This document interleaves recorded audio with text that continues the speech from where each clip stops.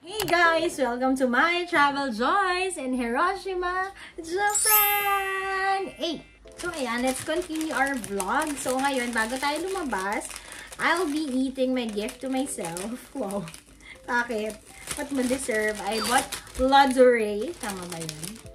And ano kanina? Fukuoka. Kasi guys, favorite ko rin to. Macaron. Sana next time kainin natin to sa Parina. So, ayan. This is 150 pesos. Isang peraso. Let's try. Yummy. Rose ito. So, masarap. Sarap. Mahilig ako guys sa pastry, sa tinapay. Yan ang trip ko. So, yun guys. Ang saya. Kain tayo. Tapos mamaya, we'll show you around Hiroshima. Gusto ko lang pakita sa inyo. Yan. Wow. Vlogger yan. Pakita sa inyo ang favorite ko. Favorite ko to. Ang saya-saya. Next time guys, pag binalikan natin to sa Paris na tayo kumakain ito. Okay? Bye! Check.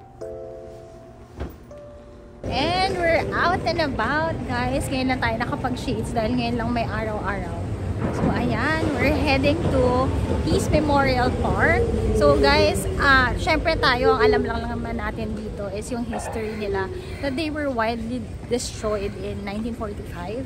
You know naman yun. So ngayon, mas alamin pa natin kung anong meron ang Hiroshima and how were they able to get back ng ganitong kaganda ulit after what happened. So ayan, exciting. Gusto ko ito, medyo ano naman tayo ngayon. Informational, educational naman tayong vlog. So ayan, samahan nyo kami in Hiroshima. Sobrang ganda dito guys. So, sobrang tahimik. Tapos wala masyadong turista. Ayan si Han.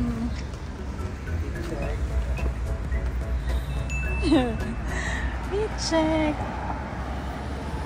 Ayan, let's go.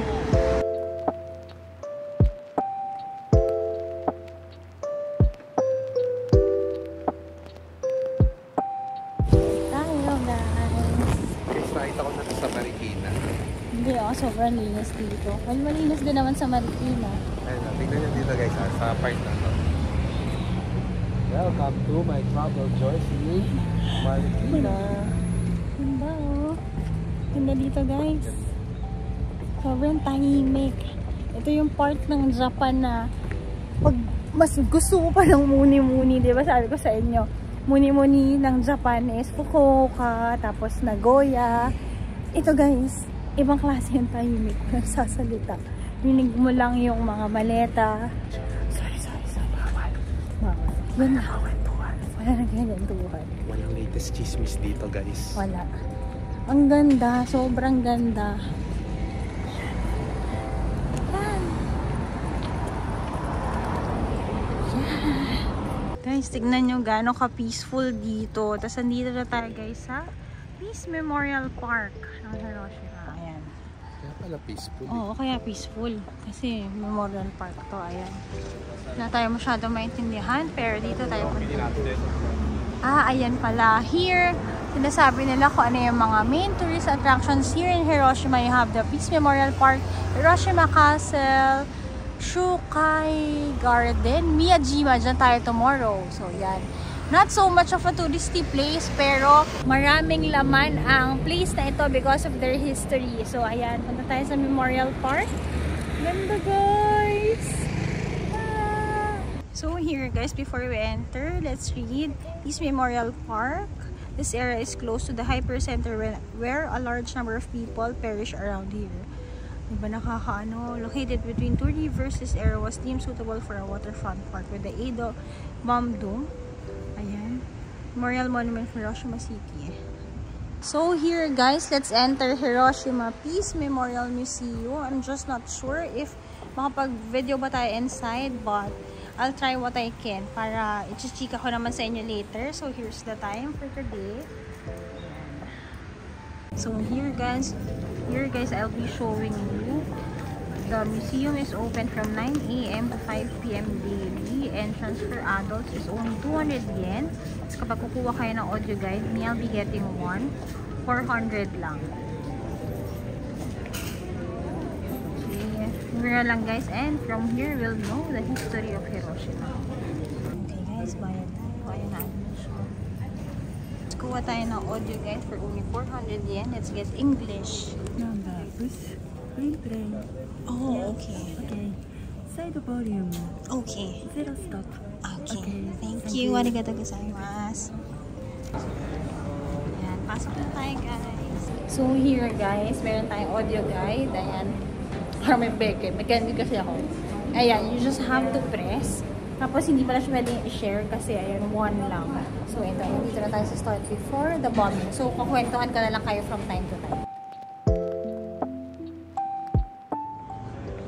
A lost way of life.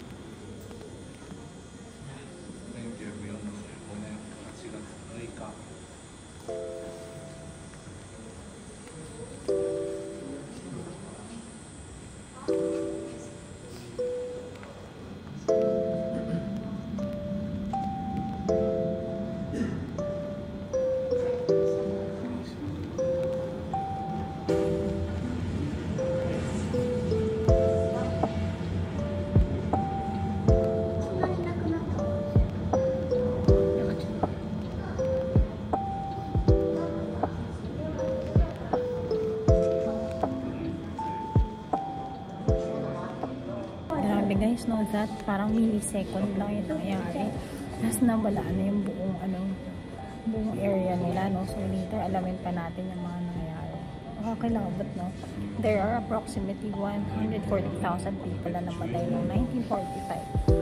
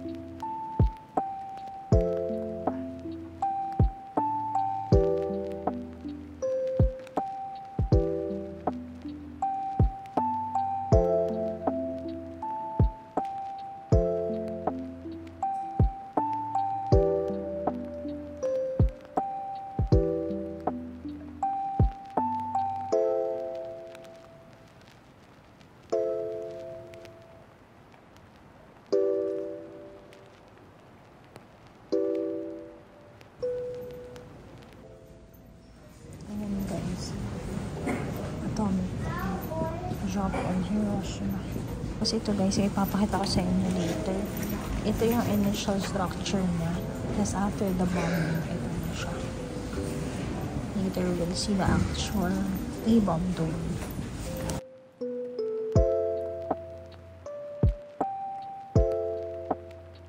Then guys, after your tour, you return your audio guide here. Ayan, sa akin.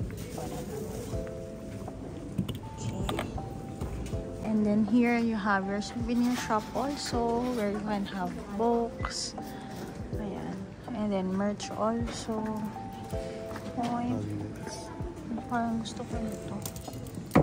Magnet. Then kuha tayo dito guys. May mga leaflet in English and different languages. So that you'll know where to go pa here in Hiroshima.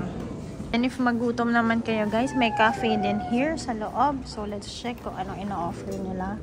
First, you have your vending machine here. Meron more souvenirs. Ayan. Then they have here rice, then coffee. Fried rice only. So there guys, nakalabas na tayo sa Peace Memorial Museum guys. And that was a very silent 1 hour, no? solid. Solid yun, grabe yun. Parang you really have to go here before exploring the whole of Hiroshima. Kasi guys, grabe, yung mukha ko kanina, parang nakangiwi, ang lungkot, ganun yung feel. Lalo na kung may audio guide ka. I highly recommend that you get that para every station ng museum may explain well kung anong mga nangyari. So from there, it started nung nag-start yung bomb. Tapos, ang nangyari talaga guys, alam mo yun, lahat ng helpless people talaga, walang kaalam-alam na may ganun, may bombing. Well, there's war that time, right? Pero hindi ganun yung expectation. So like, nung nag-explode na talaga yung bomb here, people were thirsty talaga and seeking for water, for help. Tapos nagkawalaan na yung mga magkakamag-anak and all. So yun guys, parang in a snap, ganun pala yung mangyayari. So we really pray always na may peace, wag na magka-war, kasi hindi lang siya a one time parang hindi lang siya one time na na-trauma yung tao, but through the years may mga lumabas pang sakit, started na yung mga fall out yung hair nila after days, tapos yung iba hindi instantly namatay, it took them like 2 to 3 days, tapos yung iba in years time nagka-leukemia, nagka-cancer and all. Ayun, sobrang side effects. Sobrang, oo. So, yun. I highly recommend for you guys to come here. Medyo mabigat talaga yung feeling. Pero, yun, to know their history, para hindi lang natin sa textbooks nakikita, kasi you'll see there then yung mga artifacts, yung mga gamit na na-save nila from that time. So, ayan, now, let's go naman to the A-bomb dome, kung saan yung hypocenter. Ano ba? Tama ba? Hypocenter. Hypocenter where the bomb was dropped. So, ayan. Pasyal pa tayo more here. Mamaya, palaitin naman natin ang mood. Pero guys, kasi talaga yan, sobrang solid talaga doon sa museum. Oo, sobrang, mandatory. Alam mo guys, yung feeling, alam nyo, pagpasok pa lang doon, as in, total silent talaga lahat. Sobrang tahimik. Sa sobrang tahimik, sobrang, pati mga ubo na wala. Oo, parang nagsihigop ng ubo kasi nakakahiya. Wala kang maririnig talaga. Pag ubo parang, oo, ganun tulad lang. ko. So, ganun kalupit yung museum na yun, nakapagpagaling ng ubo. Sira. Pero so, guys, ganun, sobrang tahimik talaga. Up until dun sa end ng ng pinaka-museum, parang yung mga tao, yung iba nakaupo na lang, napamuni-muni, how grateful daming we are. Daming stories di ba? Oo, kasi nandun yung mga survival stories, yung mga, yung iba nag-paint pa sila ng experience nila, yung naaalala nila during that time. That's 1945 lang, no? Pero look naman how they were able to build Hiroshima again. Ang galing. So, yun guys, sobrang nakakakilabot ako. Yun ang na-feel ko talaga. Kilabot talaga kasi, ayun, di ba, nagkuha naman ako ng snippet sa inyo. Sobrang tahimik lang talaga noon. Tapos nakikinig lang talaga ako sa audio guide. Tapos yun, maririnig mo yung stories, lalo na yung mga bata na talagang wala naman silang alam about it. Tapos, ayun, nakuha yung mga life nila during that time. So, yun guys, go to their museum. Highly recommended. Iba siya. Highly recommend. It's a mandatory. Yeah, it's a mandatory. Here in Hiroshima. Yeah. Kasi guys, unlike yung mga experiences natin sa ibang parts of Japan, no, parang lahat happy-happy. Dito, iba naman siya. So, ayan, we're walking towards, ang ganda ng sun, no? We're walking towards the Children's Peace Memorial din yata, meron in the middle. And we have the A-bomb dome. Yan. Ayun! Diba? Kakaibang experience naman to. So, ayan. Pasyal na tayo here in Hiroshima. So, here guys, merong statue of prayer for peace. Ganyan. Ayan guys. So. Grabe no guys. Paano kung nakabubuhay ka noong panahon na yun? Tapos dito ka talaga sa Hiroshima na. Kasi ang sabi rin, meron talagang iba-ibang chinek ang Amerika where to drop the bomb. May Kyoto, may Osaka, pero dito nila specifically talaga nilagay sa Hiroshima. Tapos guys, sa dami ng river dito, people were really thirsty and seeking for water. Yung iba talaga tumalon na sila sa may river to get water, but yung iba talaga doon na sila inabutan ng pagkamatay. You know, imagine guys, lapnos yung balat mo, sobrang init, parang sabi yata, parang 4,000 degrees yung init nun. So here's the part where may nakalight sila na fire, hindi yan pinapatay guys. Ang meaning yan is para sa forever peace. Ayan.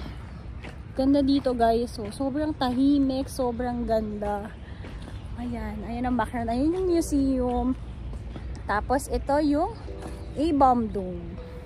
Ayan guys. Gusto kong ikwento sa inyo yung nararamdaman ko kanina. Kasi pero mas maganda kung pupunta sila. Pumunta kayo. Personal.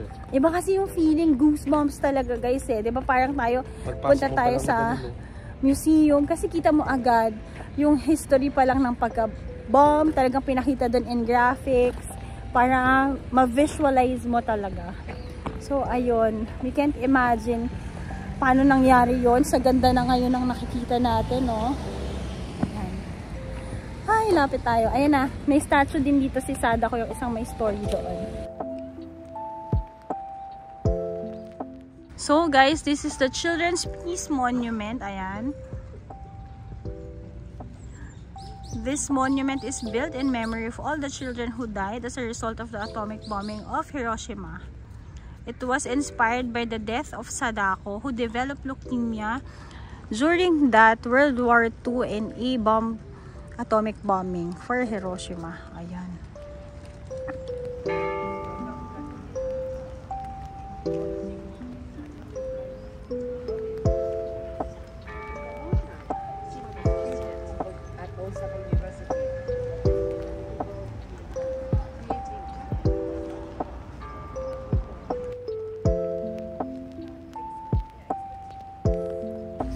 Guys, ang naka-encrypt dito sa ilalim ng statue ni Sadako is that this is our cry, this is our prayer, and they want peace in the world. Few steps away from Sadako statue guys is the A-bomb dome. Ito guys, before I think this is the museum here in Hiroshima, and ayan ang naging structure niya right after the bombing. Nakaiwan naman ng remains. So, I think this is a World Heritage Site also. So, lapit tayo mamaya.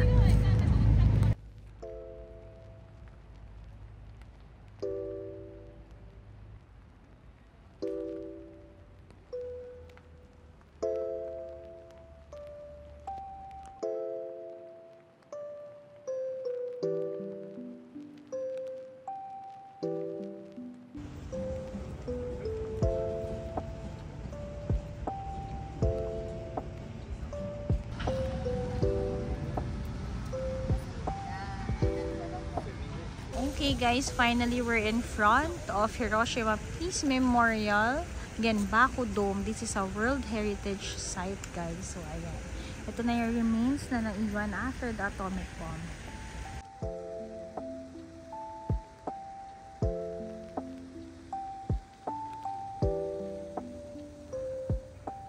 So here guys, ayan, nasa likod natin ang A-bomb dome, and never in my life have I imagined na makikita ko yung isa sa mga historical sites, a World Heritage Site here in Hiroshima. So ayan, ito pa isa sa pwede niyong puntahan from the museum. You can go to the A-bomb dome and see kung ano yung naging itsura niya right after the atomic bomb. From here, ilang meters lang, you get to go to the Hiroshima Castle, but we'll check kami ni Jello kasi hindi pa kami kumakain. So, kain muna tayo and then let's see other places naman. May mga shopping area rin dito in Hiroshima. Parang Shinsaibashi. Meron din dito Okonomiyaki area kasi bukod sa Osaka guys, isa sa mga known silang food is their Okonomiyaki. Iba naman ang atake nila doon. So, ito try natin yan para maggawa tayo ng difference ng Osaka and Hiroshima's Okonomiyaki. So, abangan! Yeah, kahit anong angle guys, ang ganda oh. We're in Hiroshima!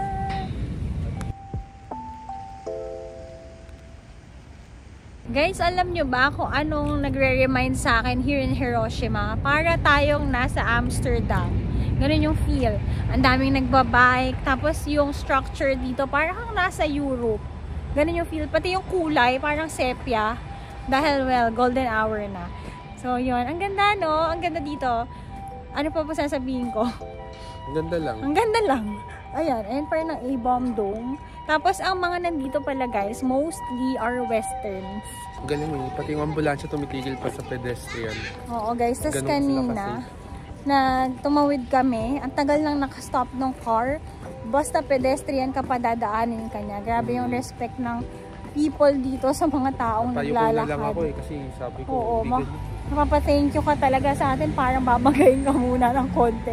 Pinahan lang. Ano pinahan? Yung tinig-ugug, ganun. Tatambing ka muna. Pero buhay ka pa. Oo, gano'n. Ayan, papunta na tayo sa medyo, ano nila, maraming taong area nila. So, ayun, ang masasabi ko, yun nga, sabi ko, just like in Amsterdam, guys, parang kaya mong lakarin, no? Kala mo naman, naipakita ko na sa inyo yung Amsterdam. Papakita natin yan soon kasi hindi pa ako nag-vlog nung nakarating ako doon before. Ayun, parang walkable ang mga bagay-bagay dito. Diba nilakad lang namin from the hotel to the museum, to the A-Bomb Dome. And now, we're going sa kanilang shopping district. Pero pwede rin naman kayong sumakay through their streetcar. Ang galing, no?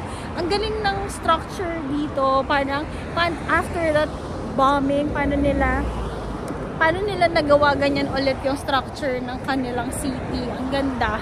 Ang linis na pag-isipan, ang transportation. You have your subway, you have your streetcar, you have your buses. Japan talaga, favorite country ever. In Asia. In Asia. We love Japan! We love Japan! Hi!